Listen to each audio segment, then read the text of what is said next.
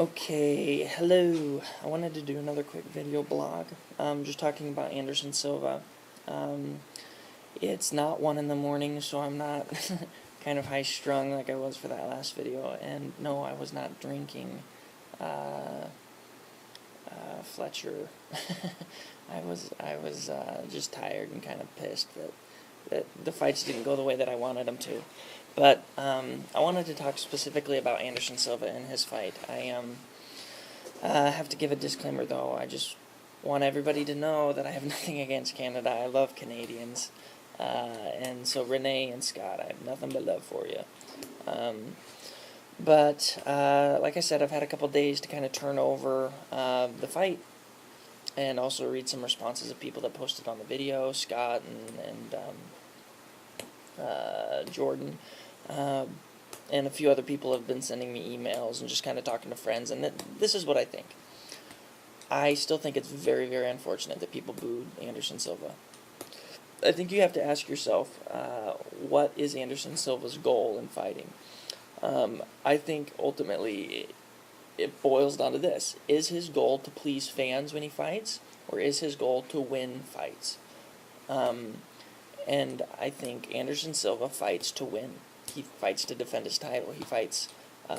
He likes to please fans, and I mean, he said that.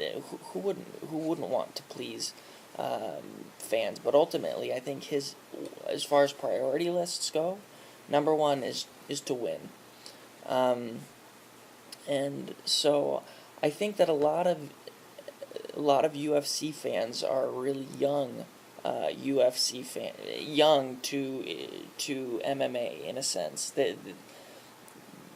I think MMA's appeal and the UFC's appeal got started because there's these big highlight reel knockouts in the blood, and just. But I think that as far as people who really understand MMA, that's still a much smaller group. Because from an MMA standpoint, it was a very technically sound and smart fight. He fought a smart fight. Anderson Silva said in his post-fight interview that he stayed up all night, the night before, watching video. And I mean, that's not very smart because you want to be well rested. But at the same time, he did his homework, and he knew exactly how to beat Talis Latis. Talis Latis has world-class jiu-jitsu skills. And it's not that Anderson Silva's afraid of going to the ground. No, he's not afraid of going to the ground. I mean, look at his fights against Travis Lutter and Dan Henderson.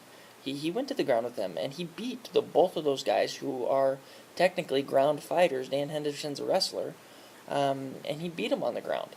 So he's not afraid to go to the ground, but, I mean, can you blame Anderson Silva for choosing to keep the fight on its feet instead of going to the ground, because he knew that the ground game was Latis' strength, and if he was going to go to the ground, he could survive there, but Latis was going to have to force him there. So if people are mad that the fight didn't go to the ground, you have to be mad at Talis Latis for not pushing him there, instead of saying, hey, here's your strength, here, let me lay down and let me you go at it, since this is what you're really good at. No, I mean, he was smart. I think that and he did go to the ground. I think it was like the second round or so. Latis did get him to the ground, but what happened? He got right back up. Couldn't keep him there. So, oh well. So I really don't see an argument of saying that Silva was too afraid to go to the ground. He wanted to strike. And I mean, so anyways, and also, I mean, if you look at Anderson's history, of his 3 losses in the past 9 years, 2 of those 3 losses were submission. One of them was a split decision. He had another loss that was he was disqualified for an illegal kick. But I mean, so I think it's very, very common knowledge that, I mean, Travis Lutter and Dan Henderson both won. Dan Henderson won the first round in their fight, and Travis Lutter was able to score some ground and pound. He had, I believe he had Anderson Silva mounted at one point. So if you want to beat Anderson Silva, yes, chances are you'll do better if you're on the ground. And his record shows that he's been submitted more than he's lost. And that other loss, of the 3 losses, he's had 2 submissions, where he tapped out, and then another one was a split decision. So it was a close fight. But, so, I mean, you can't blame Anderson Silva for wanting to stand up. And as far as the stand-up, yes, the stand-up was very boring. As far as title shots and as far as fights, it was not a very exciting fight to watch. But, I mean, watch the post-fight interview. Chuck Liddell said about this fight that, it takes two people to fight.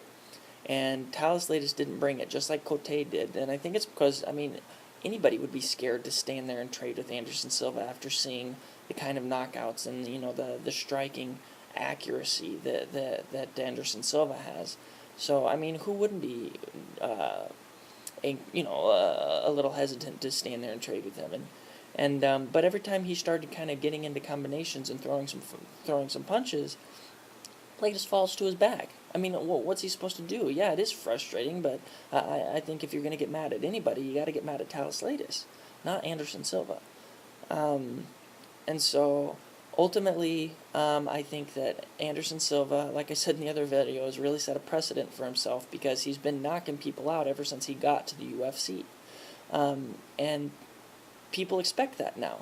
And yes, I mean, Scott said, in his comment that if he'd paid big bucks to travel all the way over to watch Anderson Silva fight, he'd probably be disappointed. I agree with you. I would have been disappointed too. I was disappointed that the fight went that way. I wanted the fight to end with a knockout.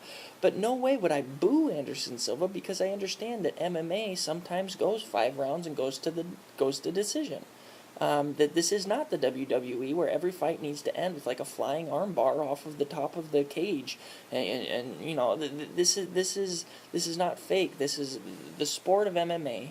Sometimes goes to decision, and fighters will sometimes win fights by being tactically smart instead of just going in there and saying, yes, people are booing, so we're just going to let bombs fly.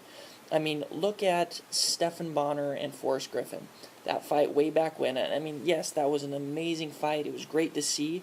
But if you look at the way that Forrest Griffin fights, in that fight where he just throws bombs, no real... I mean, he's not fighting defensively. It was bloody, and it was a great fight. I mean, fan-pleasing fight. People say it was one of the best fights, in UFC history because it was, people watch that fight and are like, wow, that's what UFC is all about. But the sport evolves. The sport has evolved to be a much more tactical sport than just go out there and throw bombs, You don't see Forrest Griffin fight like that anymore. That's not how he fights because he understands that he's there to win, and if he's there to win, he needs to be smarter about being fighting, not risk, not risk. I mean, don't get me wrong. I mean, I think there is, a valid point that Scott makes that you should be able to go out there and at least risk some damage to put on a little bit of a show. But at the same time, you got to weigh what's more important, winning the fight or putting on a good show. And I think ultimately Anderson Silva chose wisely and decided to put on a or decided to go for the win instead of just putting on a good show. So Anderson Silva, I think you did great. I think it was a little unfortunate. It wasn't the most exciting fight to watch, but you can't blame Anderson Silva for going out there, getting the job done, and keeping his belt. I think it's interesting in the post-fight interview, he keeps saying over and over, no, I'm not disappointed with this fight. I think it went really, really well. The